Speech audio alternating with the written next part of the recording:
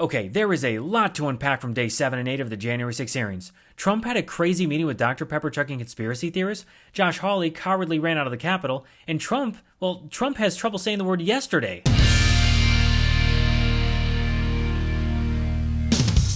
On December 18, 2020, Sidney Powell, retired General Mike Flynn, and the former CEO of Overstock.com, Patrick Byrne, showed up to the White House for a meeting with Trump. This already sounds like the beginning of a terrible bar joke, and Rudy Giuliani is the drunk bartender. If there was a Venn diagram between Powell, Flynn, and Byrne, it would actually just be a complete circle that reads, conspiracy theories. These were the crazy people telling Trump to fight the 2020 election. According to Sidney Powell, once White House lawyer Pat Cipollone found out that Team Crazy was meeting with Trump, he rushed over to the Oval Office so fast that he set a land speed record. And later on, White House lawyer Eric Hirschman joined the meeting, and things got heated. At times, there were people shouting at each other, hurling insults at each other. Flynn screamed at me that I was a quitter and everything, kept on standing up and turning around and screaming at me. And at a certain point, I had it with him. I yelled back, either come over or sit your effing ass back down. Sidney Powell was so desperate to find a path forward that she started blaming the judges who dismissed their election cases. She says, well, the judges are corrupt. And I was like, everyone?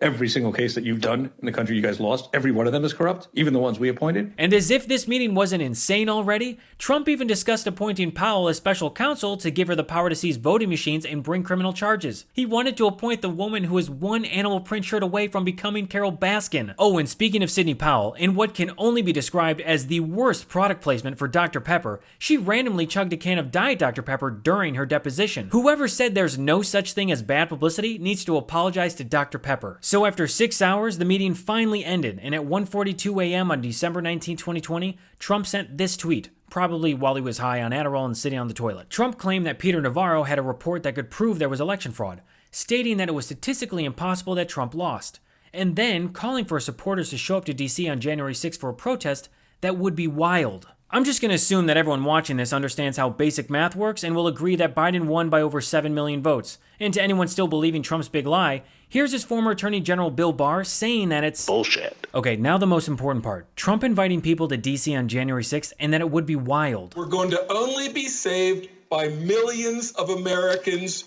moving to Washington, occupying the entire area, if necessary, storming right into the Capitol. And from there, things escalated quickly. Every last Democrat, down to the last man, woman, and child. And it's time for the day of the rope. White revolution is the only solution. I'm ready to die for my beliefs. Are you ready to die, police? Wow. These Republicans really love to back the blue. So on January 6th, within 15 minutes of leaving the Ellipse stage, Trump knew his supporters had stormed the Capitol. At 1:49 p.m., while MPD was declaring the Capitol a riot, Trump was busy tweeting about his Ellipse speech. And then at 2:24 p.m., while staffers were trying to get Trump to make a statement to calm the rioters, he was busy tweeting again, but this time, he was attacking VP Mike Pence. And as the violence escalated at the Capitol, Pence's Secret Service detail started to fear for their own lives. There were calls to say goodbye to family members, so on and so forth. It was getting, for whatever the reason was on the ground, the VP detail thought that this was about to get very ugly. So, keeping with the theme of Trump's presidency, he sat around all day doing nothing while he watched Fox News. He didn't make a call to law enforcement or to the Pentagon. Ivanka, Jared, Kevin McCarthy, and numerous others all tried to get Trump to act, but he chose to do nothing for 187 minutes. And then when he finally did, he made this video telling his supporters that he loved them. Such a thing happened where they could take it away from all of us, from me, from you, from our country. This was a fraudulent election, but we can't play into the hands of these people. We have to have peace. So go home. We love you. You're very special. And let's be clear, Trump gleefully watched his supporters storm the Capitol. He didn't want to make this video, but his staff made him. Large concern of the 25th Amendment potentially being invoked, and there were concerns about what would happen in the Senate if the 25th was invoked. And after that pathetic excuse for his speech, Trump retired and his staff felt emotionally drained from the day. I wonder how drained the Capitol police officers felt. Now, I don't know who on the committee was behind the trolling of Josh Hawley and Donald Trump, but thank you. Remember when Josh Hawley did that little fist bump to the pro-Trump mob outside the Capitol? Well, it turns out there's more to that story. Here is Josh Hawley running away from that mob of Trump supporters to escape the Capitol. And here's everyone reacting to that video inside the committee hall.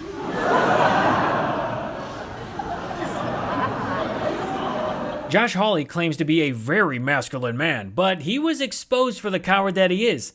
And are we surprised though? I mean, he looks like he's about to run away from his wife as he kisses her. And then the day after the insurrection on January 7th, Trump tried to make another video, but somehow it was even worse. Can't say that.